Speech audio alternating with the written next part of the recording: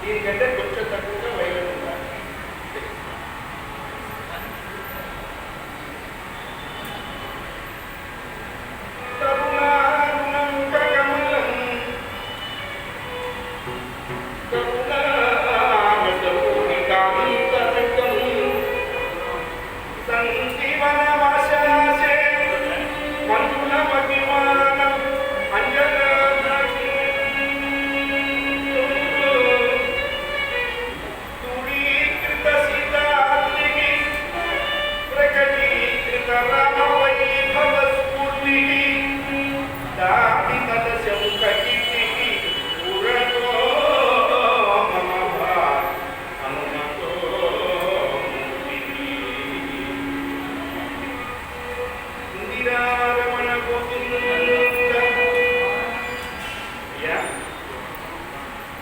కాలక్షేపో న కర్తవ్యం క్షీణమాయు దినే దినే యమస్య కరుణానాస్తి కర్తవ్యం హరికీర్తనం అని శాస్త్రవచనం. ప్రత్యేకించి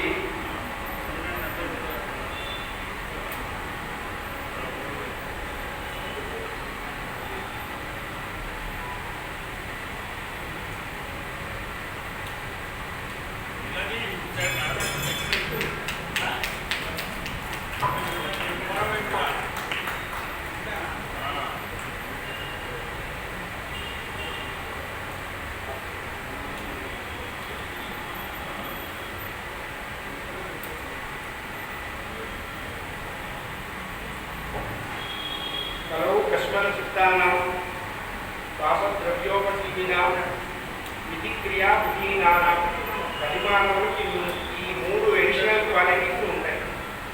ఏమిటి అంటే, ఒకటి కష్టమైన చిత్తం. మనం ఎక్కడో బయట పొల్యూషన్ ఉంది అనుకుంటున్నాం, బయట లేదు పొల్యూషన్, ఇంటర్నల్ పొల్యూషనే ఎక్కువగా ఉంది. రెండవది పాపద్రవ్యోపజీవిన, ఇష్టం ఉన్నా లేకపోయినా ఒప్పుకుంటే కొంత పాపం పోతుంది, పాపద్రవ్యం చేత బ్రతుకుతూ ఉన్నాం. మూడవది విధిక్రియా విహీనానం, చేయవలసిన దాన్ని వదిలిపెట్టడం, చేయకూడని దాని వెంట తిరగటం, సంధ్యావందనం మానేయటం, గురుచరిత్ర పారాయణ చేయటం. ఒకటి ఉంటేనే కష్టం. మరి ఈ మూడు క్వాలిటీస్ ఉన్నవాళ్ళు కలిమానవులు ఎలా భరిస్తారు అంటే, గతి గోవింద కీర్తనం అని చెప్పారు. నామ సంకీర్తనం యస్య సర్వ పాప ప్రణాశనం ప్రణామో దుఃఖశమన తమ నమామి హరి పరమని శ్రీమద్ భాగవతంలో ఏకాదశి స్కంధంలో వ్యాస మహర్షుల వారు నామ మాహాత్మ్య వైభవాన్ని చెబుతూ మనకి ఎంతో చెప్పారు. హరే రామ రామ రామ హరే హరి. ఈ నాలుకకి అలవాటు చేయండి నాయన. స్విగ్గీను జొమాటో కాదు, భగవన్నామం అనే రుచి అలవాటు చేస్తే సంసారంలో ఉన్న అరుచి తెలుస్తుంది, దాని ఎందుకు మనకి వైముఖ్యం కలుగుతుంది అని చెప్పారు. అందుకనే భగవన్నామము సకల మనోవైకల్యములకు దివ్యాంజనము అని చెప్తున్నది శ్రీమద్ భాగవతం. శరీరానికి కలిగిన బాధని వ్యాధి అంటారు, మనస్సుకి కలిగిన బాధని ఆధి అంటారు.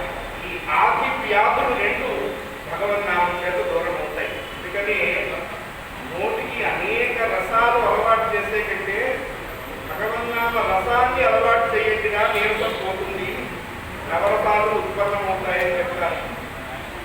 నారాయణదాసు గారు ఎంత గొప్ప కవి పండితులు అయినప్పటికీ ఆయన సంగీతం పాడిన తర్వాత పాడటానికి ఏం లేదు. సంగీతం ఆయన మృదంగం చేయివేస్తే మిగతా మాత్రలికలు మృదంగాలు ముట్టుకునే అవకాశం లేదు.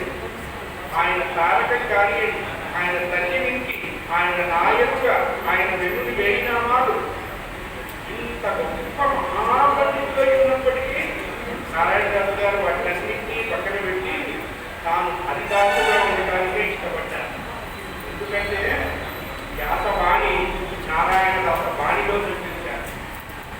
అటువంటి మహానుభావులు శ్రీమద్ అద్దాల ఆదిభట్ల నారాయణదాసు దాసు నారాయణుడు నీకందు వీరి దాసులు ఎన్నెన్నరూ హరిదాసులే దాన్ని కీర్తించారు. పేడపిల్లవారు సంగీత సాహిత్యమును చలిపూసిన క్రాపు ఆదిభట్ల నారాయణదాసు అని కీర్తించారు.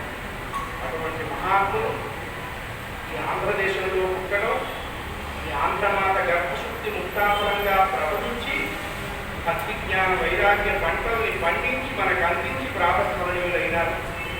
నా అదృష్టం ఏంటంటే శ్రీ దాస్ గారికి ప్రథమ ప్రశిష్య వర్గంలో నేనే మొదటివాడిని. మా గురువు గారు నారాయణదాస్ గారికి డైరెక్ట్ డిసైపుల్ కర్నూలు కృష్ణదాస భాగవతుడు.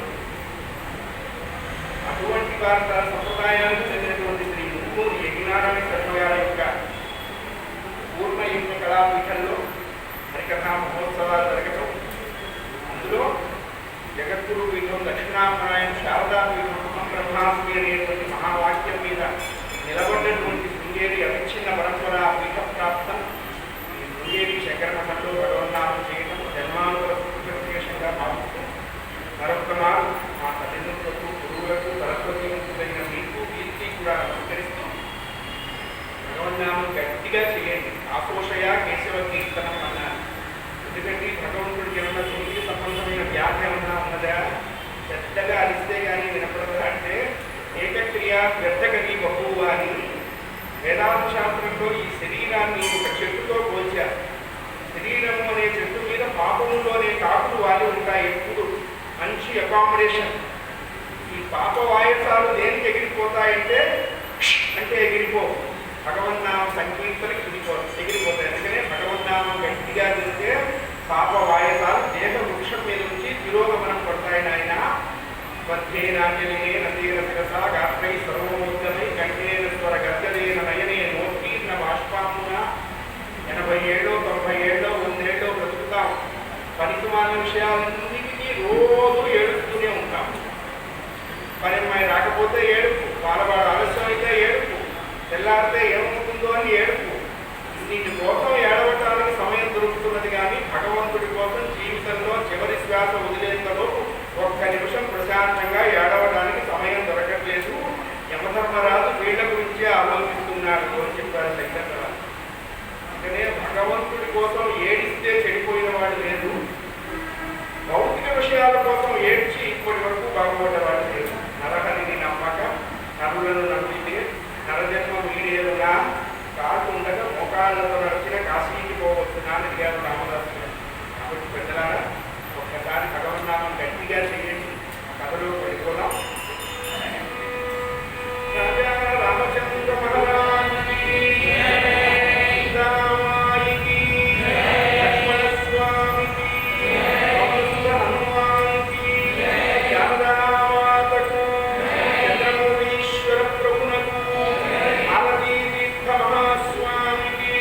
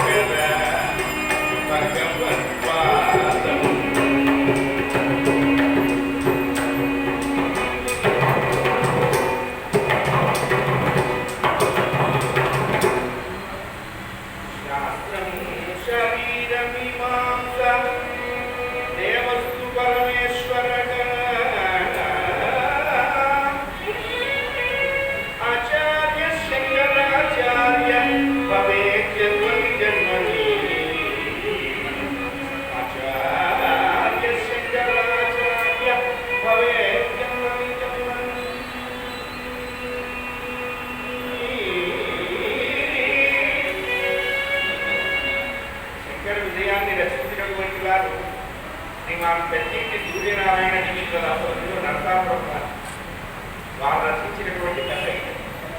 తర్వాత తెలుగు విశ్వవిద్యాలయం ఉత్తమ రచనలలో మొట్టమొదటగా రాజశేఖరుని లక్ష్మీపతిరావు గారు రచించినటువంటి శంకర విజయానికి బహుమూర్తిని అందించింది. నేను ఆ రెండింటినీ జత చేసుకొని కథాగానం చేస్తూ ఉంటాను. చదువు అన్య సామాన్యులైనటువంటి మహానుభావులను సిద్ధార్థ లక్ష్మీపతి గారు. అనాదిగా ఉత్తర భారతం అవతారమూర్తులకు నిలయమైంది. దక్షిణాపదం ఆచార్య స్వాములకు ఆటపట్టయింది. శ్రీరామ శ్రీకృష్ణాది అవతారాలని నార్త్ ఇండియాలో పుట్టే శంకర రామానుజ మధ్వాచార్యులతో సౌత్ ఇండియాలో పుట్టారు. ఆనాటికి ఈనాటికి విద్యార్థులకు ఆహ్వానమైంది కేరళ రాష్ట్రం. అందులో కాలనీ అనేటువంటి అగ్రహారం. అందులో విద్యార్థినాథుడు అనేటువంటి ఒక మహాపండితుడైనటువంటి నంబూశ్రీ బ్రాహ్మణుడు ఉన్నారు. శంకరుల వారు నంబూశ్రీ తెగకు చెందినటువంటి బ్రాహ్మణ వంశంలో పుట్టారు. ఆత్రేయ సహోద్రీకుడు. ఆయన కుమారుడు శివకుడు. ఆయన భార్య పేరు ఆర్యామ్మ. చక్కటి ధర్మబద్ధమైనటువంటి గార్హస్థ్య ధర్మాన్ని నిర్వర్తిస్తున్నాడు శివగురువు ఆర్యామ్మ. దేనికి లోపం లేదు. అయితే భగవంతుడు మనం అడిగినవన్నీ మనకి ఇచ్చేస్తే ఆయన మర్చిపోయే ప్రమాదం ఉంది. ఎంత గొప్పవాడికైనా ఏదో అంత చింత చెందనుంటాడు స్వామి. అందుకనే వాడు లోపల ఉన్నాడు. మనం బయటికి బలసి దండం పెడుతున్నాం. మనం అనుకున్నవన్నీ మన చేతికొస్తే మనల్ని పట్టతరం కాదు కదా. చితి మృతకళేవరాన్ని ధరిస్తుంది. చింత బ్రతుకున్న గంటనే కాదు. ఏమిటండి శివగురువుకి చింత? సంతానం లేదు. ఏమయ్యా ఈ 7 రోజుల కథల్లో కూడా ఇంచుమించు ఇదే డైలాగ్ ఉన్నాం. స్టార్టింగ్ డైలాగ్ ఇదే, పిల్లలు లేరు పిల్లలు లేరు పిల్లలు లేరని ఏడుపు. అంటే మరి వెనకట్లో పిల్లలు చుట్టడానికి ఏడవాల్సి వచ్చేది, ఇప్పుడు ఆపటానికి ఏడవాల్సి వస్తుంది. కారణం ఏమిటి అన్నారు. శాస్త్రంలో సంతానం 3 రకాలు అని చెప్పారు. కారణ జన్మ సంతానము, కామజన్మ సంతానము, కర్మజన్మ సంతానము. మొదటిది కలగటం కష్టం, 2, 3 ఆగటం కష్టం. కారణ జన్ముడంటే ఒక శంకర్ల వారు, ఒక రమణ మహర్షి, ఒక రామకృష్ణ పరమహంస, ఒక వివేకానందుడు, ఒక భారతీ లింగ మహాత్మాలు, ఒక చంద్రశేఖర భారతి, ఒక అభినవ విద్యార్థులు. వీరంతా కారణ జన్ముడు. నోటు మీద వడ్డీ, గట్టు మీద గట్టి మనకి తెలియకుండానే దొరుకుతాయి. సెకండ్ క్యారెక్టర్ ఆ మాత్రం.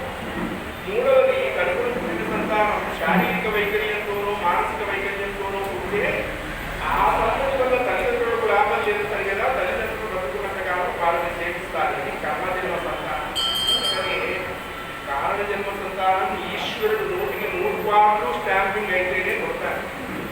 అజ్ఞానానికి వేగం ఎక్కువ, జ్ఞానానికి నిలకడ ఎక్కువ. ఉల్లిపాయ కొట్ల దగ్గర వెళ్ళాడేంత జనం భద్రాల కొట్లో ఉండరు. అలాగే శరీరానికి వ్యాధి తొందరగా వస్తుంది, ఆరోగ్యం ఆలస్యంగా వస్తుంది. మహాత్ములు ఏ కొద్ది మందో ప్రబలుస్తారు చాలు, వాళ్ళు పుట్టడం చేత సమస్త జగత్తు తరిస్తుంది. ఇటువంటి మహానుభావులు. సంతానం లేదు శివగురు. చాలా బాధపడ్డారు. వారికి పక్కన ఒక గొప్ప శైవక్షేత్రం ఉన్నది, తిరుచూరు మహాక్షేత్రము అంటారు. అక్కడ పరమేశ్వరుడే వృషాచలేశ్వర రూపంలో స్వయం వ్యక్తంగా ప్రకాశిస్తూ ఉన్నారు. ఎందుకంటే శంకర భగవత్పాదుల వారు భారతదేశంలో అవతరించకపోతే భారతదేశం అంతా బౌద్ధంలోకి ఎప్పుడో వెళ్ళిపోయి ఉంటుంది. బౌద్ధాది పాషండ మతాలను ఖండన చేసి సాంఖ్య యోగ న్యాయ వైశేషిక పూర్వ ఉత్తర మీమాంసనం చెప్పిన షడ్దర్శనాలకి అనుగుణ్యంగా శైవం, వైష్ణవం, గాణాపత్యం, సౌరాష్ట్రం, కౌమారం, ఆత్మికం అనేటువంటి 6 మతాలు స్థాపన చేశారు. అందుకనే షణ్మత స్థాపనాచార్య అన్నటువంటి బిరుదు ఒక ఆదిశంకరుల వారికే చెల్లుతుంది. మిగతా వాళ్ళు ఎవ్వరూ పెట్టుకోకూడదు. పెట్టుకుంటే శ్రీనాథుని మధ్య చెప్పుకోవచ్చు. ఒక్క సామర్థ్యం ఉంది, కుదరదు. వారికే షణ్మతాలకి అనుగుణ్యంగా షడ్దర్శనాలకి అనుగుణ్యంగా షణ్మత స్థాపన చేశారు. అప్పటికే కుమారుల బట్టి కుమారస్వామిలో ప్రబలించుకున్నారు దయాకృష్ణులు. భాషంత మతాలన్నీ వారు ఖండన చేస్తూ ఉంటే వల్ల కాకపోయేటప్పటికల్లా పరమేశ్వరుడే చిత్తూరులో వృషాచలేశ్వరుడిగా స్వయం వ్యక్తమై ప్రకాశిస్తూ ఉన్నారని ఆ వృషాచలేశ్వర క్షేత్రాన్ని సందర్శించారు ఆర్యామ్మ శివగురు. 40 రోజులు దీక్ష ఇచ్ఛాదక్షమైనటువంటి మనస్సులో పరమేశ్వరుడి అనుగ్రహాన్ని కోరుతూ వాళ్ళు తపస్సు ప్రారంభించారు. ఈశ్వరానుగ్రహం కోసం చేసేది తపస్సు అన్నారు. వాడి అనుగ్రహానికి ఎదురు తిరిగేదాన్ని తపస్సు అన్నారు. ఆ తపస్సు ఎలా ఉందో మనం ఇక్కడ ఒక చిన్న నారాయణరావు గారి గీతం చేసుకుందాం. ఎందుకంటే దీనంతా కారణం చెప్పుడే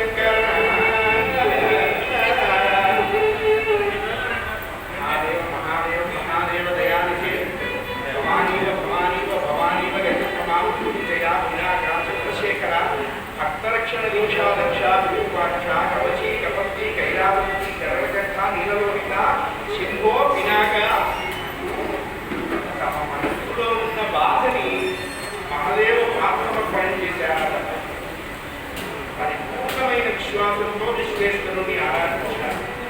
అందుకనే శ్వాస పోయినా పర్వాలేదు కానీ భగవంతుడి యొక్క విశ్వాసం పోరాదని శాస్త్రం. అన్యా చింతయంతో మా ఏదైనా పరిపాసలే దేశాం నిత్యాభిష్టానం. 3 లైన్లు మనకు అర్థమైనయో లేదో నేను చెప్పలేను కానీ 4వ లైన్ ఎల్ఐసి వాళ్ళకి బాగా అర్థమైంది. వాళ్ళందుకు వాడుకుంటున్నారు. మన ప్రారంభం అది. యోగక్షేమం మహామ్యమం. మీరు పోతే జీవితాంతం జీవితానంతరం. జీవితం అంటే ఒక ఇది లేదు, స్టెబిలిటీ లేదు. అనంతరం ఏంటంటే వాడు ఇచ్చేది. పరమాత్మ ఏ జనా అనన్యా పరిపాసనా స్థితి ద్వారా చింతయంతోమా అంత టాలెంటెడ్గా ఆయన చెప్పాడు అక్కడ. విశ్వాసం నా ఎందు విశ్వాసాన్ని ప్రతిబింబిస్తూ ఉండాలి. అట్లాంటి వాళ్ళ యోగక్షేమం నేర్పిస్తాను. అంటే మనకి ఏది ఇవ్వాలో దాన్ని యోగము అంటారు, ఇచ్చిన దాన్ని కాపాడటాన్ని క్షేమము అంటారు. అదే యోగక్షేమం. నేను సెన్సస్ కమిషన్ కోసం పుట్టిన వాళ్ళందరి లెక్కలు నేను చూడను, సెంట్రల్ కమిషన్ కోసం చూసే లెక్కలే నేను ఆడిట్ చేస్తాను అని చెప్పాడు. జనాభా లెక్క, జనాంతరుడి లెక్క. ఇప్పుడు తేలాలి ఎవరు ఏ లెక్కలో ఉన్నా. భగవంతుడి లెక్క వేరే ఉంటుంది. ఆయన అందరినీ పట్టించుకోవాల్సిన అవసరము లేదు. భగవంతుడి దృష్టి పడేంతగా మనం ఏమన్నా మర్చిపోయినావా అని ఆలోచిస్తారు. అట్లాంటి వాళ్ళ గురించి ఆలోచిస్తారు. కానీ మనకి దేవుడు తెలియటం కాదండి, మనం భగవంతుడికి తెలియాలి. ఒక సగ్గుబాయికి తెలుసు, ఒక మీరాబాయికి తెలుసు, ఒక జనాబాయికి తెలుసు, ఒక పాండురంగడికి తెలుసు, ఒక త్యాగయ్య చూశారు, ఒక పోతన్న, ఒక రామదాసు, ఒక శ్యామశాస్త్రి. వీళ్ళందరూ ఆ లిస్టులో ఉన్నారు. వాళ్ళే దాంట్లో అయిపోయింది ఆ లిస్టు. ఇంకా తర్వాత ఎవరు లేరు. కాబట్టి భగవద్ అనుగ్రహ విశేషం కలగడం చాలా గొప్ప. పరమాత్మ అనుగ్రహం కలిగితే కలగంది లేదు లోకంలో. వారి దయ లేకపోతే మనకి కలిగేది లేదు లోకంలో. ఈశ్వరానుగ్రహం కోసం తపస్సు చేశారు. క్షురాచలేశ్వరుడు ఏనుకోమంటారు స్వామి అని అడిగాడు శివగురువు. తన్మే మన శివ సంకల్పం, ఈశ్వర సంకల్పం ఏదో అదే దొరుకుతుంది కదా స్వామి, నాకేమిస్తారో అదే ఇవ్వు అని అడిగారు. స్వామి సంతోషించి మళ్ళా వాళ్ళు ఎందుకయ్యా నేనే నీకు కుమార్తెగా జన్మిస్తాను అని అభయమిచ్చాడు వృషాచలేశ్వరుడు. విశేషం ఏమిటి అంటే మహన్యాసంలో నరకంలో పరమేశ్వరుడికి వ్యోమకేశుడు అనే పేరు ఉన్నది. అందులోనే పుస్తకేశుడు అనే పేరు కూడా ఉన్నది. వ్యోమకేశుడు అంటే విశాలమైనటువంటి జటలు కలిగి ఉన్నటువంటి వాడు. యుక్తకేశుడు అంటే ముండిత ఎదుగులో ఉన్నటువంటి వాడు. అక్కడ పెద్ద జడలు ఉన్నాయి, భూలోకంలోకి జడలన్నీ కత్తిరించుకొని గుండు చేసుకొని వచ్చాడంటే ఆయనే ఈయన. అక్కడ వ్యోమకేశుడు, ఇక్కడ గుప్తకేశుడుగా వచ్చాడు. నేనే మీకు కుమారుడిగా జన్మిస్తానని అభయమిచ్చాను. పరమేశ్వరుడు అంతటి వాడిని గురువుగా పొందాలి అంటే అది కనక గర్భం అయితేనే గురువు, మామూలు అయితే ఈశ్వరానుగ్రహం కలిగింది. ఆర్యాంత దేహ గేహాలు ప్రకాశమానంగా ప్రకాశం. నందననామ సంవత్సరం వైశాఖ మాసం శుక్లపక్షం ఆర్ద్రా నక్షత్రం పంచమి గ్రహాలన్నీ క్షేత్ర సంచారం చేస్తూ ఉండగా ఆర్యామహాదేవి కుమారస్వామికి జన్మనిచ్చినట్టుగా ఆర్యాంలో 12 మగ పిల్లవాడికి జన్మనిచ్చింది. వైశాఖ మాసంలోనే పెద్దవాళ్ళంతా పుట్టారు. వైశాఖ శుక్ల పంచమి శంకర భగవత్పాదుల వారు, వైశాఖ శుక్ల షష్ఠి త్యాగరాజ స్వామి వారు, వైశాఖ శుక్ల సప్తమి విద్యారణ్య స్వామి వారు, వైశాఖ శుక్ల ఏకాదశి గంగామ్మ వారు, వైశాఖ శుక్ల చతుర్దశి నృసింహస్వామి వారు, వైశాఖ శుక్ల పూర్ణిమ అన్నమాచార్య స్వామి వారు, వైశాఖ బహుళ తదియ రామమహర్షుల వారు, వైశాఖ బహుళ పంచమి సుఖయోగితుల వారు, వైశాఖ బహుళ దశమి ఆంజనేయ స్వామి. పెద్దవాళ్ళంతా ఆ టైంలోనే చూశారంటే ఎండలు ఎక్కువగా ఉంటాయి, కండిషన్ ఏం చేద్దామని చూసుకుంటారు, లేకపోతే చచ్చిపోతాం. క్రీస్తు శకం 8వ శతాబ్దంలోని మనకి శృంగేరి పరంపరలో చెప్పబడి ఉన్నది. మనకి ఆమ్నాయ పీఠం దక్షిణామ్నాయ శృంగేరిని మనకి ఆమ్నాయ పీఠం. శంకర్ల వారు ఎంత విజన్ అండి, అవైదిక మతాలు భారతదేశంలో ప్రవేశించకుండా ఉండేందుకు 4 దిక్కులా 4 మఠాలు స్థాపన చేశారు. తూర్పున పూరి, ఉత్తరాన బదిరి, పశ్చిమాన ద్వారక, దక్షిణాన శృంగేరి. 4 కాంపౌండ్ వాల్స్ పెట్టినట్టు కట్టిపారేశారు మహానుభావులు. ఎటువంటి విజన్ చూడండి. వారు చెప్పినటువంటిది 8వ శతాబ్దం నందనాథపురం వైశాఖ మాసం శుక్లపక్షం పంచమి ఆర్ద్ర నక్షత్రయుక్త కర్కాటక శుభలగ్నంలో 12 మగపిల్లవాడు కలిగాడు ఆర్యాంబుడు. సాక్షాత్తు శంకరుడే పుట్టాడు కాబట్టి శంకరులోని నామకరణం చేశారు శివుడు. పిల్లవాడు 3 ఏళ్ల వాడైనాడు. ఎంతటి వాడైనా ప్రారంభం అనుభవించాల్సిందే, దాన్ని అందరూ తప్పించలేదు. రిఫ్లెక్షన్, రియాక్షన్, రీసౌండ్ అంటారే మనకి ట్రిగ్లార్ సిస్టమ్ చేసి మనం మర్చిపోతాం. భగవంతుడు టైం కాగానే వచ్చి కొరియర్ నుంచి సంతకం పెట్టి స్టాంప్ వేసుకొని వెళ్తారు. అవశ్యం అనుభవస్తవ్యం అయితే బాగా పుణ్యవంతులు సుఖం అనుభవిస్తున్నారనుకోండి. పెద్దలు ఏం చెప్పారు అంటే పుణ్యం క్షయమైపోతున్నదని భావిస్తారా అన్నారు. బాగా పాపం దుఃఖం అనుభవిస్తున్నాం, పాపం కొట్టుకుపోతున్నదని భావిస్తున్నారు. సుఖాలు బాగా ఉంటే పుణ్యం తరుగుతున్నట్టు, దుఃఖాలు బాగా ఉంటే పాపం అయిపోతున్నట్టు లెక్కేసుకుంటే తేలిపోతుంది. ఇంకా మళ్ళా బ్యాలెన్స్ రావడం లేదు, క్యారీ డౌన్ లేదు, లెక్చర్ అకౌంట్ క్లోజ్ అన్నారు. కాబట్టి ఇంతటి వాళ్ళైనా ప్రారంభం అనుభవించాలి. హరినాథి హరినా బ్రహ్మణ దురైనకి లలాట లింగాలేక పరిమాష్టున్న శక్తి నేను చెప్తుంది వేదం. స్టాంపింగ్ ఇచ్చేసింది. బ్రహ్మదేవుడే పొరపాటున పెద్ద గీత గీశాను తెరపోతుంటే గీత నవ్వుతుంది. ఒరే ఘాత రాయటం వరకే నీ రైతు తెలిపే హక్యం లేదు, పోవాలి అనుభవించాలి. 3 ఏళ్ల వాడైనాడు బాలశంకరుడు. ఏంటి ఆయన యొక్క ప్రారంభము?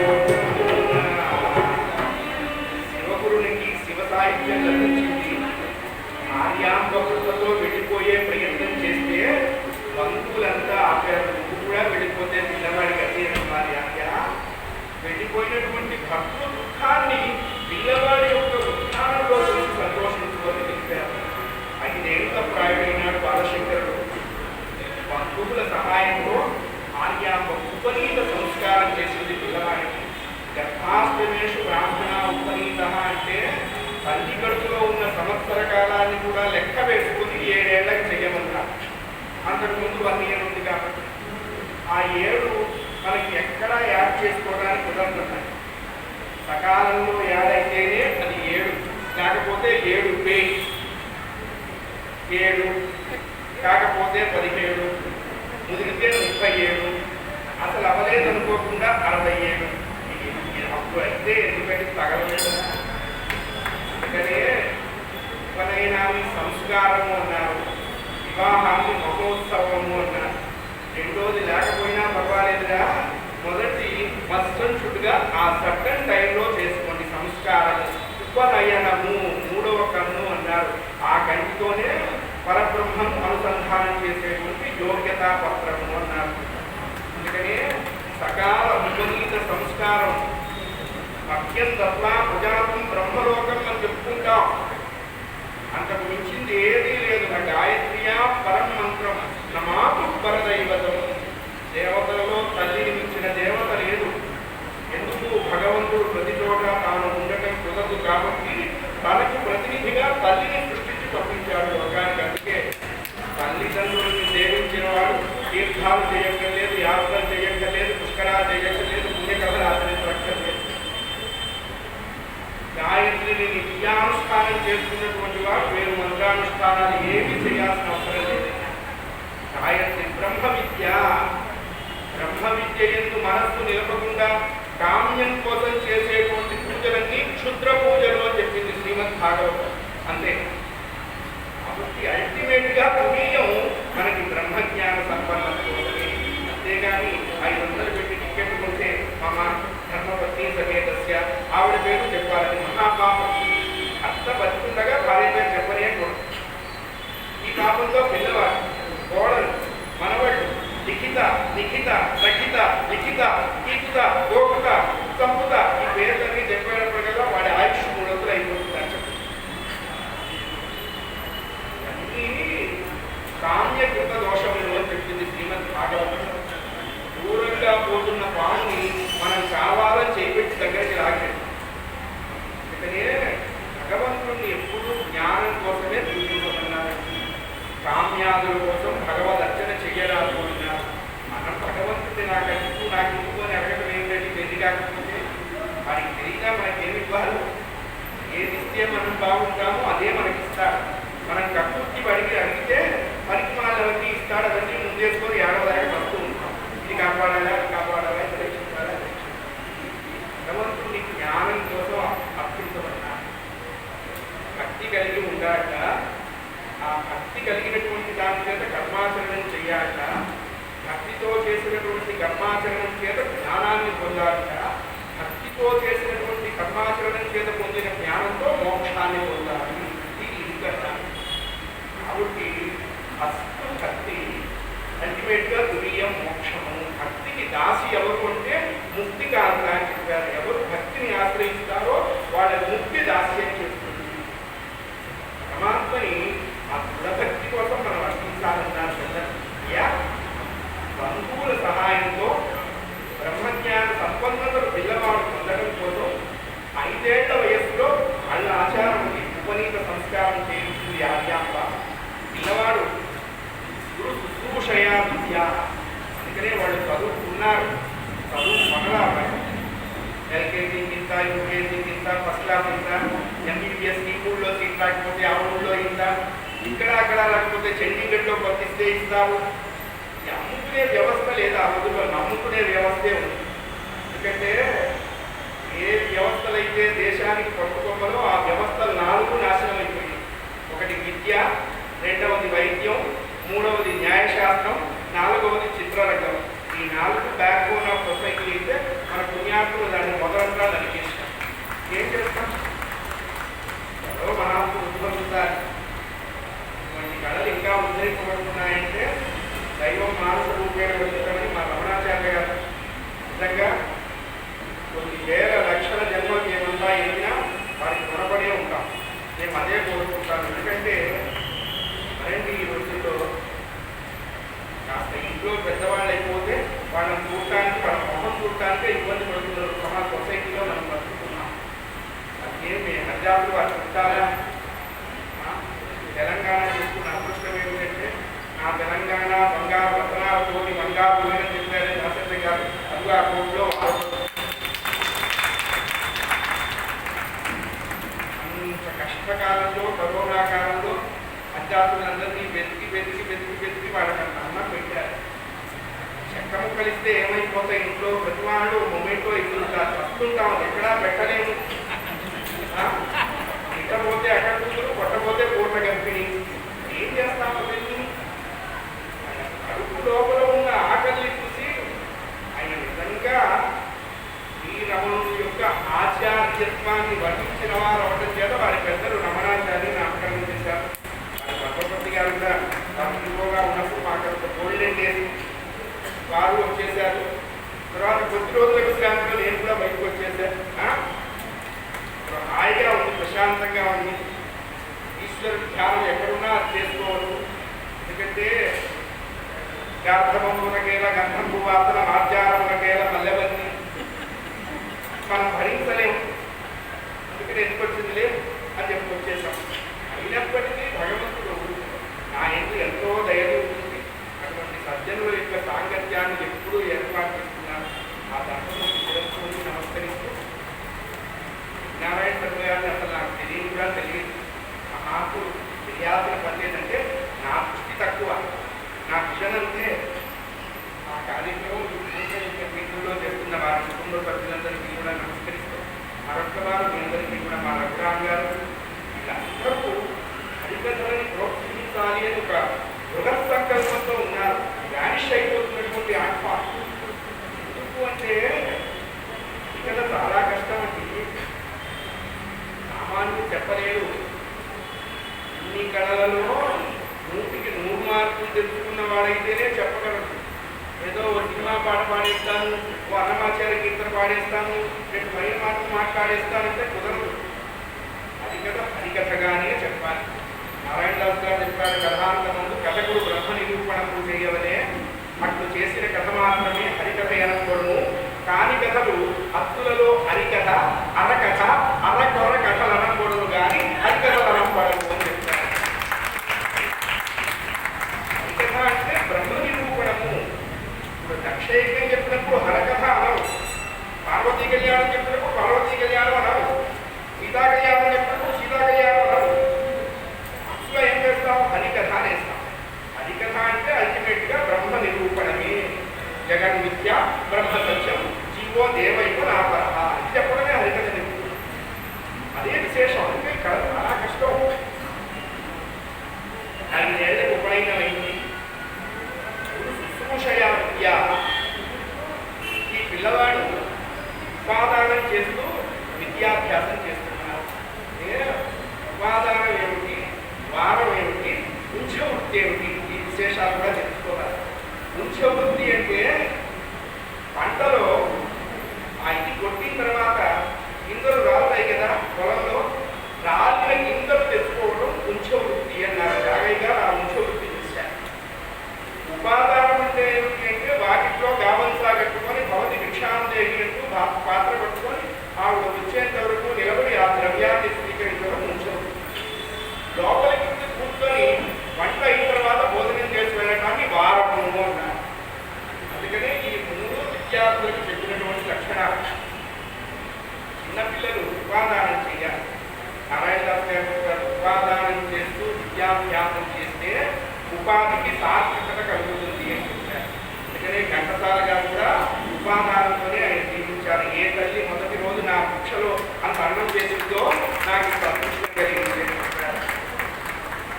తెలుస్తుందండి, ఆ కష్టం తెలుస్తుంది, ఆ ఆనందం తెలియదు. పిల్లవాడు 5 ఏళ్ళకు అభిప్రాయమైనాడు. మా దీక్షిత్ దాస్ గారు ఇక్కడ మంచి పద్యం చెప్పారు. శంకర్ దీక్షిత్ దాస్ గారు ఆయన గొప్ప కోత కోసిన సాత్విక వైష్ణవ ప్రతిమ. ఆయన చాలా విశేషంగా చెప్పారు ఈ దిమతాల గురించి.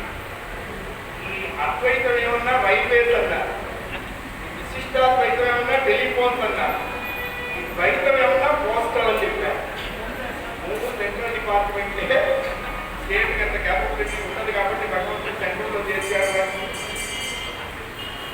శివాయ రూపాయ శివరూపాయ కృష్ణనే. నదులన్నీ సముద్రంలో ఎలా కలుస్తాయో జీవుల ఉపాసనంతా పరమేశ్వరుల దగ్గరికే చేరుతుంది.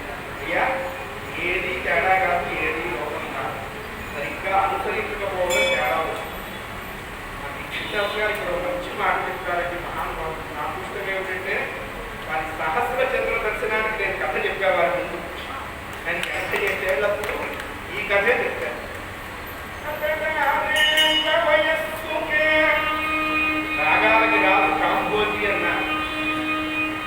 విలపిత్యాముడై సత్యమోన్నతుడై యొత్తల కొత్త బంది అయి ఛందశాస్త్ర సంపన్నుడై ప్రతిమాబంధన లక్షుడై జగతి కుంభావాలయం పట్టు భారతిలో ఈశ్వతిలో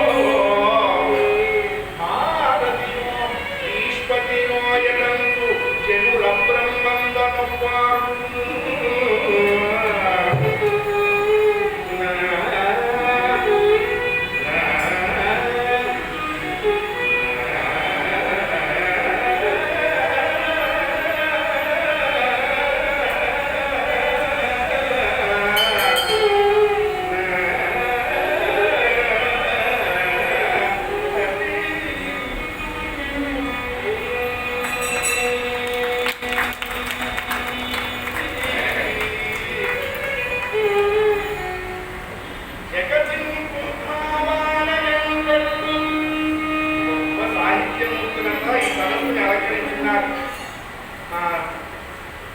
రమణాచార్య గారు, ప్రథమ జానక్ గారు, ఇంకా నాకు తెలియని పెద్దలందరూ అంత అర్థం చెప్పక్కర్లేదు. పద్య పఠనము అన్నారు, పద్య గానం అన్నా. పద్యం చదువుతూ ఉండగానే అర్థమైపోవాట. పద్యం అంతా పాడి ఇప్పుడు నీకు అర్థం చెప్తాను అంటే అప్పటి వరకు చెప్పింది అపార్థమని నీకు అర్థం. నాకు అంత అన్వయార్థం ఎందుకు చెప్పండి, అంత అపార్థం నేను తీసుకో. జగతి కుంభావాన కనబడు భారతియో ఈశ్వతియో ఎటందు జనుల బ్రహ్మందను పాడు. సర్వశాస్త్రమతిమంతుడై మహాపండితుడై సర్వలక్షణ శాస్త్ర దీక్షాలక్షుడై పిల్లవాడు సాక్షాత్తు 6 ఏళ్ళు వచ్చేటప్పటికల్లా 16 కళల చంద్రుడిలాగా ప్రకాశిస్తూ ఉన్నాడు. 6 ఏళ్లకే సర్వ విద్యా పారంగత్వం కలిగింది శంకరుల వారికి. అందుకనే మరి అది నాంశ రూపంలో వచ్చినటువంటి మహనీయ అవతారం. పరమాత్మ చేస్తే లీల, మానవుడు చేస్తే కర్మ అన్నారు. అదే తేడా. నీళ్లలో పడవ, పడవలో నీళ్లు అన్నట్టు అర్థమైపోవాలి. ఒక ఇంటికి వెళ్ళాడు, ఒక వాకిట్లోకి వెళ్ళాడు. భవతి భిక్షాం దేవి, భవతి భిక్షాం దేవి, భవతి భిక్షాం దేవి. వాకిట్లో నిలబడి అమ్మా అని జాగ్రత్త. ఈ పిల్లవాడు వెళ్ళిన ఇల్లు పరమ నిరుపేదల గృహం అండి. ఆ ఇంటి ఆయన పేరు భలే మఠము లేదు. ఆయన పేరేమిటన్నారు, అయాచిత దీక్షితులు. ఎవరు పెట్టారో కానీ వెరీ సెలెక్టెడ్ నేమ్ అని, very rare name also. Ayachita Dikshitulu. ఆయన ఎక్కడికి వెళ్ళారండి? బ్రాహ్మణికి చేసే పని ఉంది, బ్రాహ్మణికి సేవ కాబట్టి చెప్పాల. ఎందుకంటే వాడు సేవించడం మొదలు పెడితే చిత్తమ్మతి ఉంటూ వాడి దగ్గరే చేతులు కాడు నడుపుకుంటూ తీసుకుంటూ నిలబడతాడు. వీడి నిత్యానిత్యం అంతా నాశనం అయిపోతుంది. యజనం, యాజనం, అధ్యయనం, అధ్యాపనం, దానం, ప్రతిగృహీత్వం, ఈ 6 బ్రాహ్మణ లక్షణాలు చెప్పారు. ఆయన ఎక్కడికి వెళ్ళారు? న్యాయవారం కోసం పోయినాడు. ఆ ఇల్లు ఎట్లా ఉంది ఇక్కడే చెప్తారు మా దీక్షితాస్ గారు. పిడికెడు బియ్యమైన అర్థమైన తెలుగు. పిడికెడు ముష్టి, పిడికెడు బియ్యమైన కనిపించవు. గృహము ప్రకృతి ఏమో యాయవాడి పని మీద పోయి తనుదేరడు కొంపకు కేస్తూ సిగ్గుతో మృదుగా పోవు తరుపిడి మోన దైన్యము తాండవించే. అప్పుడు సిరిగాయ యొక్కడొక మూల విశంకవకాలు తోసగా హరి హరి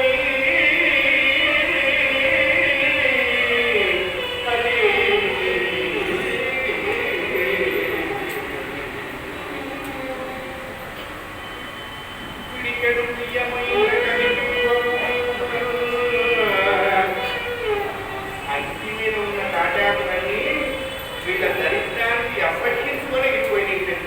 వీళ్ళతో ఉంటే మనకు కూడా ఇదే ఎంత కడతారు, మనకే ఇక్కడ వచ్చే బాబు ఏం లేదు అని వెళ్ళిపోయింది. అందరూ అలా ఉంటారా? ఉదార చరితానాకు వసైక పక్కన కొన్ని తాటాకులు ఆ ఇంటి మీద ఉన్నాయి. అవి ఎలా ఉన్నాయంటే కూడా వెళ్ళిపోతే గృహస్థుడు బాధపడతాడు. గృహస్థుడికి కావలసిన సంపూర్ణ సౌఖ్యం మనం అందించలేకపోవచ్చు. అతనికి కష్టం కలిగినప్పుడు మనం ఉన్న చోటుకి వచ్చి నిలబడితే ఆ కష్టం దూరం అవుతుంది కదా. భౌతికంగా దరిద్రం ఉంటే ఉండవచ్చు, నామదారిద్ర్యం ఉండరాదు శాస్త్రం. తాటాకులన్నీ ఎగిరిపోయినాయి. ఆ యజమాని వారం రోజులైంది యాయవారం కోసం పోయి ఇంతవరకు గొప్పకి చేరల. ఆ ఇల్లాలు వాకిట్లో ఈ పిల్లవాడు అమ్మాని కాగపెట్టేటప్పటికల్లా సిగ్గుతో చచ్చిపోయింది. కారణం ఏమిటి అన్నారు, మన ఇంటికి వచ్చిన వాడు నిష్ఠుడై వెళ్ళిపోతే మనం చేసుకున్న పుణ్యంలో 3 వంతులు వాడి వెంట వెళ్ళిపోతుంది. అభ్యాగత స్వయం విష్ణువు భారతీయ సనాతన సంప్రదాయంలో ఎప్పుడూ లేదు అన్నటువంటి మాట మన డిక్షనరీలో లేదు. నాహంకర్త హరికర్త కర్త భోక్త జనార్దన, ఇచ్చేది ఇప్పించేది తినేది తినిపించేది అంతా భగవంతుడే. లేదు అని చెప్పడం మన సంప్రదాయంలో లేదండి. ఆ పిల్లవాడు వాక్యంలో నిలబడ్డాడు. అనేటప్పటికల్లా అయ్యో నన్ను నమ్మి మా ఇంటికి వచ్చాడు, ఈ పిల్లవాడికి ఏమీ ఇవ్వలేకపోతున్నానే. వాకిట్లోకి వచ్చిన యాచకుడు 4 ప్రాణాలు పోయి వస్తాక అక్కడ దొరకలేదు, ఇక్కడ దొరకలేదు, ఇక్కడ దొరకలేదు. మీ ఇంట్లో కూడా దొరకకపోతే వాడి 5 ప్రాణాలు తీసిన పుణ్యం నీకు వస్తుంది. అందుకనే వచ్చిన వాడికి లేదనకుండా నీకున్న దాంట్లో పరమేశ్వర సమర్పణ భావంతో వాడికి చేసుకుంటారు. తెలుగు వాళ్ళకి బాగా తెలుసు అన్నారు. ఏమిటా బాగా తెలిసినవి అన్నారు, పంచ కట్టడం, పంచి పెట్టడం, పంచాక్షరి పఠించడం తెలుగు నాకు బాగా తెలుగు అని చెప్పారు. మిగతా వాళ్ళకి తెలియదాక తెలియదని చెప్పారు. మిగతా వాళ్ళకి దాచుకోవడం తెలుసురా, తెలుగు వాళ్ళకి పంచుకోవడం తెలుసు అని చెప్పారు. ఆ ఇల్లాలు కుమిలిపోయింది, ఇల్లంతా వెతికింది. భాగం మానవయత్వం 7 మంది చూపారు. వెతకగా ఒక ఇంటిని ఉసిరిగ పండు కనపడ్డదండి. ఆ పండు ఎలా ఉన్నది అంటే వీళ్ళ ఐశ్వర్యంలాగా ఎండిపోయింది అని చెప్తారు. ఎప్పుడో చెట్టు ఆ పలుకాడికి వెళ్ళిపోయింది. ఆ ఉసిరిగ పండు ఉపదేశం చేసింది అన్నారు. ఏమా ఉపదేశము అన్నారు, ఆమలకు ఉపదేశము అన్నారు. ఏమీ లేదన్నాడే, నేను లేనా లింగమైన మంచి నీల మొక్కడి తాను తలుపు వెలుగురాలు తగ్గడేలా, గంగకు తాను గరిటెడైనను తాను కడవడైన నేను కలుగుతాను. ఉన్నదాన్ని నిర్మలమైన మనస్సుతో వాడికి ఈ మనస్సు వాడు కోరుకుంటాడు. నువ్వు ఇచ్చే పదార్థం కాదు. లేకపోతే లక్ష్మీదేవిని వక్షస్థలంలో పెట్టుకున్న పరమాత్మకి మనం ఇచ్చేటువంటి అంతగల పాదపద్మారాన్ని ఎంత లెక్కకొస్తుంది చెప్పండి. ఊళ్ళో ఉన్న 84 లక్షల జీవరాశులకి అన్నం పెట్టి అన్నపూర్ణ అమ్మవారికి మనం ఆశ్రయించుకుంటా నవరాత్రులలో ఒకరోజు మా పేరుతో పూజ చేయండి అంటే ఏమన్నా బాగుంటుంది. సూర్యుడికి దివికి చూపించడం ఎటువంటిదో భగవంతుడికి మనం ఇచ్చే ద్రవ్యం అటువంటిది. మన నుంచి ఆయన కోరుకునేది భక్తి పుష్పం కోరుకుంటాడు, అహింసా పుష్పం కోరుకుంటాడు, సత్య పుష్పం కోరుకుంటాడు, శౌచ పుష్పం కోరుకుంటాడు, జ్ఞాన పుష్పం కోరుకుంటాడు. ఇవేమీ లేకుండా ఈ దిక్కుమాల కరెన్సీ ఆయన ఏం చేసుకుంటాడు, కాల్చి అవసరం. సొసైటీలో నీకు ఏదన్నా పేరు రికగ్నైజేషన్ వస్తుందేమో కానీ ఆ సర్కిల్లో నిన్ను పట్టించుకునేవాడే లేదు. నిన్ను పట్టించుకోవాలి అంటే ఆ క్యాడర్ వేరే ఉంది.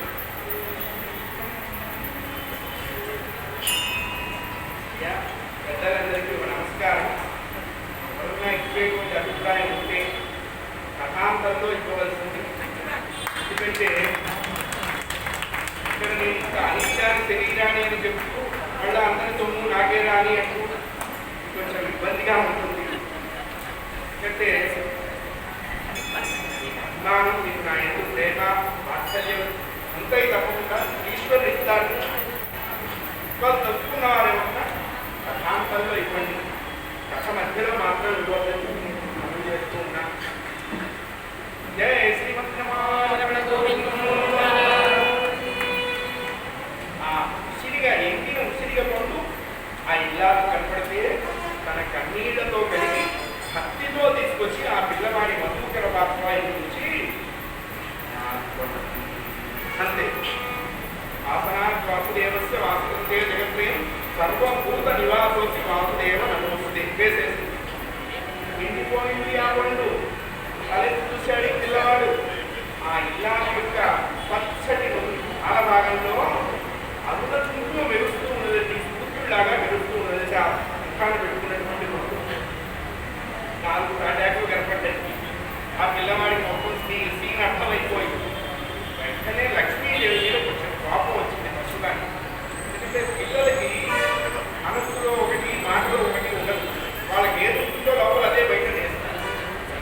వాడండి, 6 ఏళ్ల వాడు.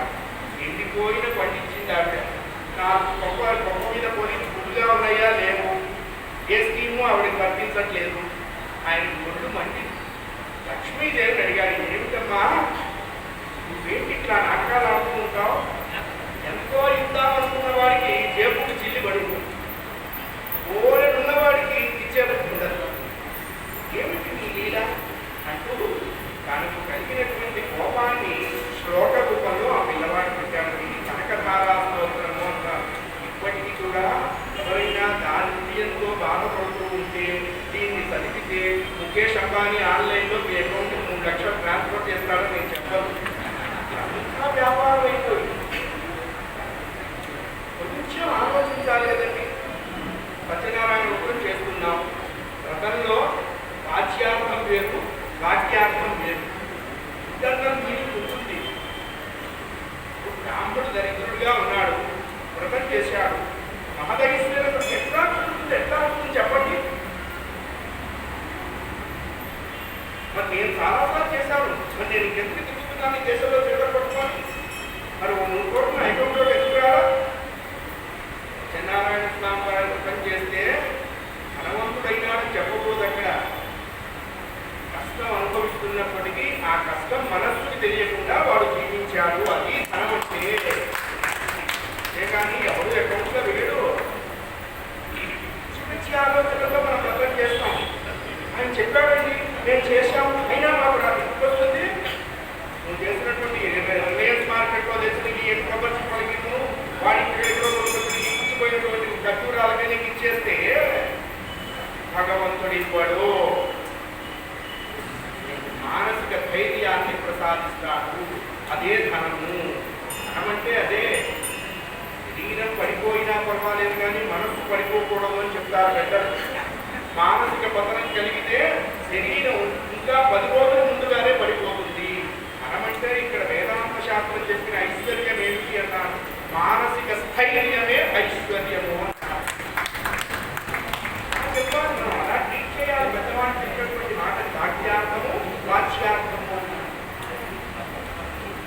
పిల్లవాడు లక్ష్మీదేవిని స్తోత్రం చేశాడు. ఇక స్తోత్రం చేసినటువంటి వాడు క్రిస్టల్ క్లియర్ లాంటి వాడు కాబట్టి లక్ష్మీదేవి ప్రత్యక్షమైంది. అది ఆలోచించాలి. క్రిస్టల్ క్లియర్ అని చెప్పారు. గంగ ఎంత స్వచ్ఛంగా ఉంటుందో, హిమాలయం ఎంత తెల్లగా ఉంటుందో, వారు ఎంత తెల్లగా ఉంటాయో, హిమాలయాల్లో కురిసే మంచు ఎంత తెల్లగా ఉంటుందో, చంద్రుడు ఎంత తెల్లగా ఉంటాడో, స్ఫటికం ఎంత తెల్లగా ఉంటుందో, ఆ పిల్లవాడు అంత తెల్లగా ఉంటాడు. అంత స్వచ్ఛమైన మనసుతో ఉంటే ఏదైనా. అందుకని ఆ పిల్లవాడు లక్ష్మీదేవిని ప్రార్థిస్తే ఆవిడ ప్రత్యక్షమై కురిపించింది. అది ఆ రోజుల్లో. ఇప్పుడు అవే కుదరవు. ఎందుకంటే మనం ఎవరిని అనక్కర్లా. అద్దం ముందు నిలబడితే మన బింబం మొత్తం మనకే దర్శనం అయిపోతుంది. బాగా దీన్ని ఎందుకు అనుకోవడం టైం వేస్ట్ కదా.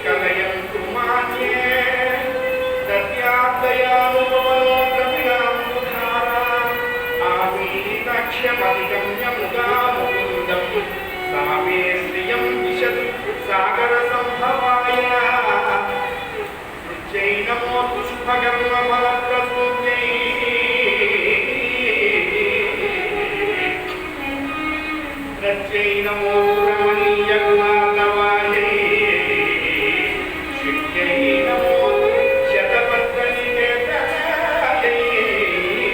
పుష్ప్యై నమో పురుషోత్తమ వల్లభాయై మాతర్నమామి కమలే కమలాయతాక్షి కమలమాసిని విశ్వమావహ క్షీరోదనే కమల కోమల గర్భగౌరీ లక్ష్మీ ప్రసీద సతతము నమతాం శరణ్యే మల్లేరు మల్లారు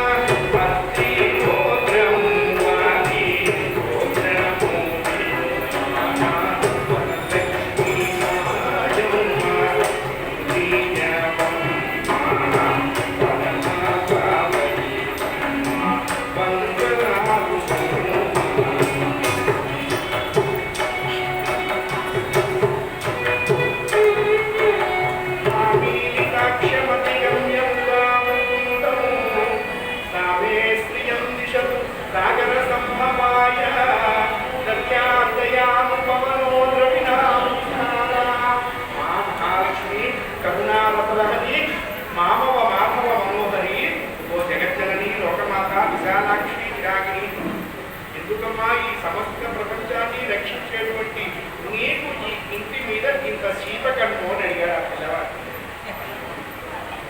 అమ్మవారు వెంటనే ప్రత్యక్షమైంది. ఏమిరా నాదంత దూరం చూపని ఎందుకన్నావు అని అడిగింది. ఏం లేదమ్మా, నువ్వు దరిద్రం అనుభవిస్తున్నారు అంటే నువ్వు దూరంగా చూస్తున్నావు. దగ్గర చూపు అంటారు, పొట్టి చూపు అంటారు. పొట్టి చూపు అంటే మాకు కావాల్సిన వాడని అలా చూడటం లేదు అన్నాడు. నాయన, నాకు ఎవ్వరి ఎందుకు రాగద్వేషాలు లేవు. ఆయా జీవుల యొక్క ప్రారంభ విశేషాన్ని అనుసరించి వాళ్ళ ఇంటికి వచ్చిపోతూ ఉంటాను. పుణ్య ప్రారంభం ఉంటే ఉంటాను, పుణ్యం క్షయమైపోతే వెళ్ళిపోతాను. ఈ ఇల్లు ఈనాడు ఇంత దరిద్రంగా ఎందుకున్నది అంటే పూర్వజన్మలో ఈ ఇల్లు మహదైశ్వర్య సంపన్నతలో విలమీగింది, తులతూగింది. వాకిట్లోకి వచ్చిన వాళ్ళు ఎవరికి లేదు ఓ అని చెప్పింది ఈవిడ. అది చెప్పడం చేత దాని రిజల్ట్ ఈ జన్మలో అనుభవిస్తున్నది. అందుకని ఆదాన దోషేణ భవేద్దరిద్రం భవేద్దరిద్రేణ పునరేవకామి. ఉన్నా కూడా ఒకళ్ళకి ఇవ్వకపోవడం చేత వచ్చే జన్మలో దరిద్రం కలుగుతుంది. ఆ దరిద్రాన్ని తట్టుకోలేక పాపం చేస్తాం. పాపం వల్ల దరిద్రం, దరిద్రం వల్ల పాపం, సైకిల్ చక్రం ఇలా తిరుగుతూనే ఉంటుంది. కాబట్టి భగవంతుడు మనకేదో కొద్దిగా ఇచ్చాడు అని మనకి స్పృహ ఉన్నప్పుడే మనం చేసుకునేవి మనం చేసుకోవాలి. ఎవరో వస్తారని ఏదో చూస్తారని ఎదురు చూసి మోసపోవని ఎప్పుడో చెప్పాను. నీ అన్నం నువ్వే తింటున్నావు, నీకు ఉత్తర ప్రాతిపదికకు కావలసినటువంటి మెట్లు కూడా నువ్వే వేసుకోవాలి. అందుకనే ఆ జన్మలో నేనున్నాను, ఈ జన్మలో మా అక్కయ్య ఉన్నది అని చెప్తున్నాను. వీళ్ళిద్దరూ సముద్రుడికి పెద్ద కూతురు ఎవరు అన్నారు, జ్యేష్ఠాదేవి. ఆయన అదృష్టం చూడండి, ఆ వెండి కన్నాడు, ఈ వెండి కన్నాడు. వాళ్ళిద్దరితో ఒకప్పుడు మా ఇద్దరితో బాగా అందంగా ఉండేవాళ్ళు ఎవరా అని ఒక ఊహ కలిగింది పెద్దమ్మకి చిన్నమ్మకి. అయితే ఆ రోజుల్లో FTP లేదు, ర్యాంప్ మీద నడవడం లేదు, జడ్జెస్ మార్క్స్ వేయటాలు లేవుగా. ఆ రోజు అన్ఎక్స్పెక్టెడ్ గెస్ట్గా నారద మహర్షుల వారు వచ్చారు. ఆయన్ని పట్టుకొని అడిగారు. ఆయన కావాల్సిన భోజనం అంతా పెట్టి, మా ఇద్దరిలో అందంగా ఎవరుంటారు చెప్పున్నారా అన్నారు. ఏమిటి ఏదో అన్నం పెట్టిన తిన్నా కానీ ఇట్లాంటివన్నీ అడిగితే కష్టమే. ఆయన టెక్నాలజీ చాలా గొప్పది. నారద్యో ఖండ ఇది నారద అని చెప్పారు. నారదానుగ్రహం కలిగితే నారాయణానుగ్రహం తప్పకుండా కలుగుతుంది. ప్రాపర్ ఛానల్ ఎవరు అంటే నారద మహర్షుల వారే. ఎప్పటికెయ్యది అప్లికబులో అప్పటిగా కాకుడాకి అదర్శహాన్ని హర్తింపక హర్తవ్వక ఎస్కేప్ అయి తిరుగువాడి ఎక్స్పర్ట్స్ మధ్య అని నారద మహర్షి ఆ ఎక్స్పర్టెన్సీ బాగా ఉన్నమాట. ఆయన ఏం చెప్పాడు, ఓ పెద్దమ్మ ఏం నారద నువ్వు పోతూ ఉంటే అందంగా ఉంటావే, చిన్నమ్మ నువ్వు ఉంటే అందంగా ఉంటావు, ఇద్దరిపై ఇప్పటికైనా సమాప్తం. అంతే కదా, నో మోర్ డిస్కషన్. దరిద్రం పోతే అర్థం లక్ష్మి కలిగింది. అందుకనే సకలే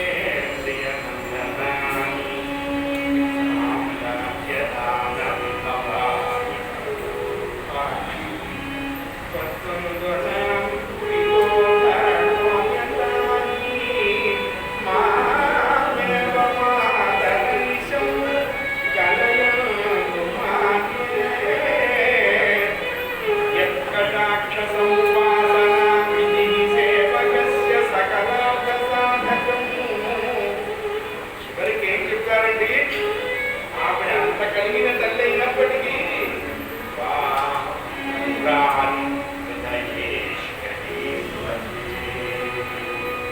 విష్ణు పత్ని అని పిలిస్తే ఆవిడకున్న ఆనందం అంతా ఇంతా కాదు, మిగతావన్నీ పక్కన పెడుతుంది. మా ఆయన పేరు అనుకున్నారా, భారత నారి ధర్మం చెప్పారు.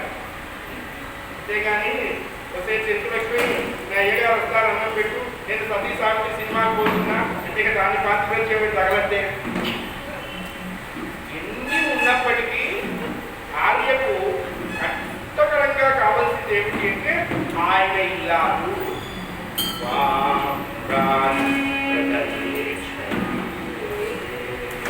మనకి శాస్త్రాలు కానీ పురాణాలు కానీ ఇతిహాసాలు కానీ ఏం చెప్పినా అంటే ధర్మాన్ని అనుసరించండి నాయన, చాలా ఏమీ అవసరం లేదు. ఆచార ప్రభవో ధర్మ ధర్మస్య ప్రభురచ్యుత. ఎవరు ధర్మాచరణం చేస్తారో వాళ్ళ వెనక దైవం నడుస్తూ ఉంటారు. వెంటనే అమ్మవారు ప్రత్యక్షమైంది. అరే ఇంకేముందమ్మా, ఎందుకీ గతజలసేతు బంధమో తల్లి, ఎందుకీ గతజలసేతు బంధమో తల్లి, అమ్మా వదిలేసేయి, నువ్వు నాకు ఇచ్చింది కాబట్టి as per my special consideration. అందుకనే కొంతమంది ప్రత్యేకంగా రాస్తారు, స్పెషల్ కన్సిడర్ చేస్తే దాన్ని కాదడానికి వీల్లేదు, ప్రత్యేకంగా సూచించడమైనది. నేను కన్సిడర్ చేస్తున్నాను, నువ్వు ఐశ్వర్యం ప్రదానం చేయి అన్నాను. ఇళ్ళకి శంకర్ వస్తాడా? అందుకనే మనం ఉన్నంతలో, మనకి తెలివి ఉన్నంతలో, మనకి స్పృహ ఉన్నంతలో సభ్యమైనటువంటి ధర్మ కార్యాలకు వినియోగించిన ద్రవ్యం మనల్ని, మన తరాతరాల్ని కాపాడుతుంది. దానం వల్ల దరిద్రం కలగదు. దానం ముందటి సంచితమునకే చెప్తున్నా. అన్నిని ఉసిరిగా పండించింది ఆవిడ, బంగారపు ఉసిరిగా పళ్ళ వర్షం కురిపించిందండి లక్ష్మీదేవి. కనకధారా స్తోత్రము అన్నారు. మరి దీన్ని మేము ఇప్పుడు ఎలా చేసుకోవాలంటే దరిద్రం ఉన్నప్పటికీ ఆ స్పృహ మన మనస్సు ఉండదు అని చెప్పాను. అది చాలు, దాంతో బతుకుతాం. ఇంత కష్టమైనా ధైర్యం ఉంటే జీవిస్తామండి. అది అయిపోయింది. పిల్లవాడింటికి వచ్చేసాడు. ఆర్యాంబ ముఖం మీద పడి ఆ రోజు తను చేసినటువంటి పనంతా చెప్తూ ఉంటే ఆర్యాంబ ఆ పిల్లవాడు రెండు చేతులు ఇట్లా మెడకేసుకొని మానాయనే మాతండ్రి ఎంత పని చేశావు, మహాత్ముల విద్యను మహిజన దుఃఖ నాశనములకే కదా వాడు పుట్టేది. తేరా భీ తేరా మేరా భీ తేరా, ఈ ఫస్ట్ వారి మోడరేషన్ బ్యాచ్ ఏమిటన్నారు, తేరా భీ తేరా మేరా భీ మేరా ప్రమాణ. లేవరు ఎలక్షన్ల కోసం పుడతారు, తేరా భీ మేరా మేరా భీ మేరా. వీళ్ళతో మనకి ఏం ఉపయోగం లేదు. వాళ్ళు ఆగ్రేడు. పిల్లవాడు మహదానందపడ్డారు తల్లిని. రోజు పూర్ణానికి ఆర్యాంబ స్నానానికి వెళ్ళొస్తుందని 3 మైళ్ళ దూరం ఉంది వీళ్ళ ఇంటికి నదికి. ఆర్యాంబ పెద్దదైపోయింది.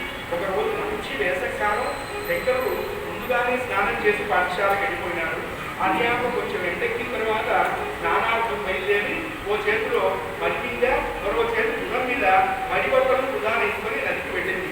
ముసలితనంలో 3వ హస్తం వస్తుంది అన్నారు. ఏమిటన్నారు? చాదస్తం. ఏమనుకొని ఆ స్నానం వాడు చేసుకుని ఉంటారు. స్నానం చేసింది కానీ వృద్ధాప్యం చేత తిరిగి ఇంటికి రాలేకపోయింది. శంకరుడు ఇంటి నుంచి వచ్చేటప్పటికల్లా తల్లి ఆ ఎవ్వరికి ఎండలో మలమల మారిపోతూ కనపడుతుంది ఇసుక పర్ల మీద. అందుకనే ఆ పిల్లవాడు మంచి మాట చెప్పాడు. పుత్రో జాయేతకు వచ్చిన కుమాత నపవతి. 100 మంది పిల్లలని ఒక తల్లి పోషిస్తుంది. ఒక తల్లిని 100 మంది పోషించడానికి ఏడికి వస్తుంటారు. మరి కరోనా రాకపోతుందా? వరదలు రాకపోతాయా? విలయాలు రాకపోతాయా? రాతకు విధికర్త, చేతకు తాకర్త. భగవంతుడి మీద అన్ని నెట్టకూడదు.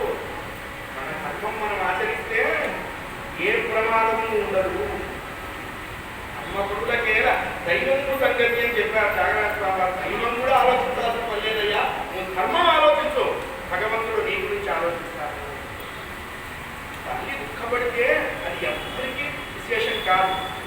ఆ సమం నాస్తి శరీర పోషణం అని చెప్పింది శాస్త్రం.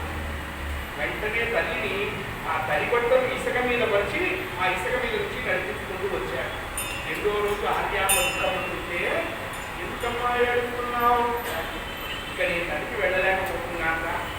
నీ పిల్లవాడు వెళ్ళిపోయి ఇలా కట్టుకొని, నువ్వు భయపడొద్దే అమ్మా, నువ్వు ఏడవద్దే అమ్మా, నువ్వు నదికి వెళ్ళక్కర్లేదు, నదిని రేపు పొద్దున మన ఇంటికి రమ్మని నేను చెప్తానులే అన్నాడు పశువాడు.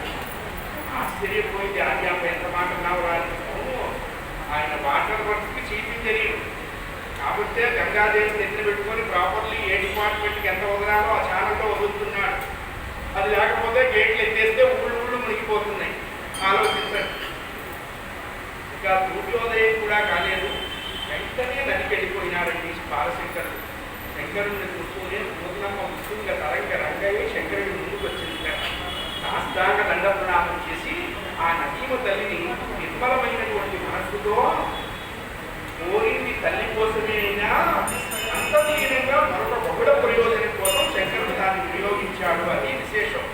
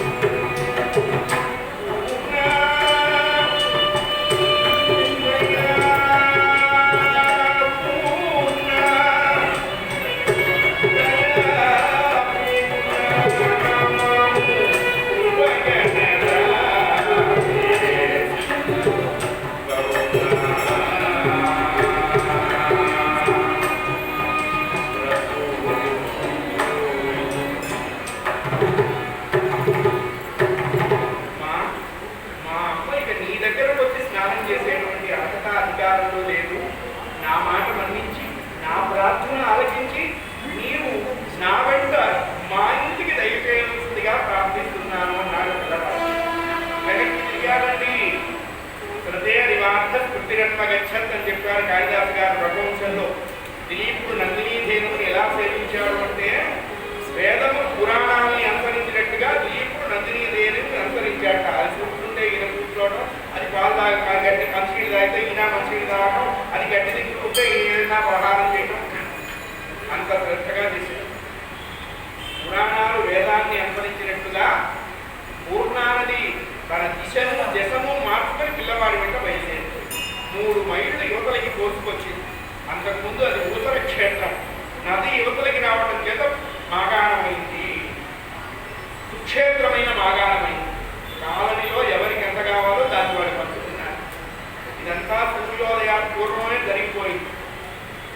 వారి ఇంటి వెనక పెరటి చెట్ల మధ్యగా ఆ పూర్ణానది ప్రవహించడం మొదలుపెట్టింది. ఆర్యాంలో పొద్దున్నే స్నానానికి బయలుదేరింది. పిల్లవాడు వాకిట్లో ఎక్కడికి వెళ్తున్నావే అమ్మా అన్నాడు. నదీ స్నానానికి రా నాయన. ఇంకా అంత దూరం పోవక్కర్లేదు, పెరటి తలుపు తీసి చూడు అన్నాడు. పెరటి వెనక ఉన్న అరటి చెట్ల మధ్యగా అందస్మిత వదనారవింద అయిన పూర్ణా నది దర్శనం కలిగింది ఆర్యాంలో. తల్లి కోసం వచ్చింది కాబట్టి దాన్ని ఆర్యా నది అన్నాడు, అంబా నది అన్నాడు. ఇలాంటివి ఎన్నో చేశారు మహానుభావుడు. 8 ఏళ్ల వాడైనాడు శంకరుడు. పిల్లవాడి అవతారం వేరు, సన్యసించాలి అనుకున్నాడు. ఆ ఒక్కటి అడకు అంది తల్లి. అందుకనే వెళ్ళాం మీద అలిగి పంప మీద కోపం వచ్చి పోయిన వాడల్లా సన్నాసి అవుతాడు, సన్యాసి కాలేడు. ఏమిటి తేడా అన్నాడు. అందరినీ వదిలిపెట్టిన వాడిని సన్యాసి అన్నారు, అందరూ వదిలిపెట్టిన వాడిని సన్నాసి అన్నారు. అంత తేడా ఉంది. వ్యత్యాసం చాలా కష్టం. నేను సన్యసిస్తున్నాను అన్నట్టు ఇంకా ఇంకా అర్హత లేదయ్యా అని అడిగాను. ఎట్లాగన్నావే అన్నట్ట. చెప్పాల్సిన పని లేదు, గొప్పలోకి పోతే మాకు కాదు, ఇంకా చెప్తున్నామంటే నీకు ఈ వాసన వదలలేదు అని చెప్పింది. కాబట్టి వివాహానికి ముందు సన్యసించాలి అంటే తల్లి అనుమతించాలి, వివాహం తరువాత సన్యసించాలంటే భార్య అనుమతించాలి. చూడండి ఎంత గొప్పదో భారతీయ సంప్రదాయం. అక్కడ స్త్రీమూర్తికే గౌరవం ఇచ్చారు, ఇక్కడ స్త్రీమూర్తికే గౌరవం ఇచ్చారు. అది భారత సనాతన సంప్రదాయం. ఎత్ర నార్యస్తు పూజ్యంతే రమంతే తత్ర దేవత.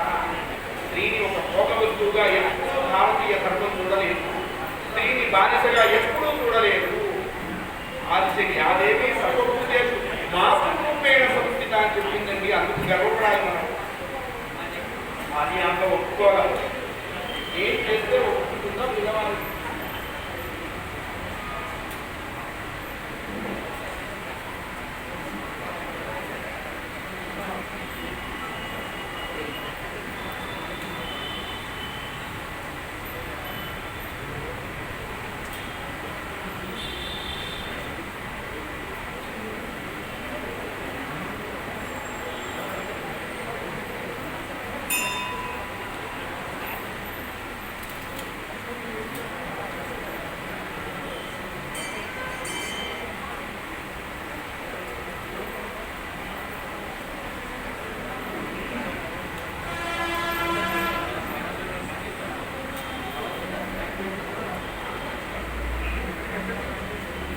శంకర సన్యాసానికి ఆర్యాంబ పథన పడుతున్నది.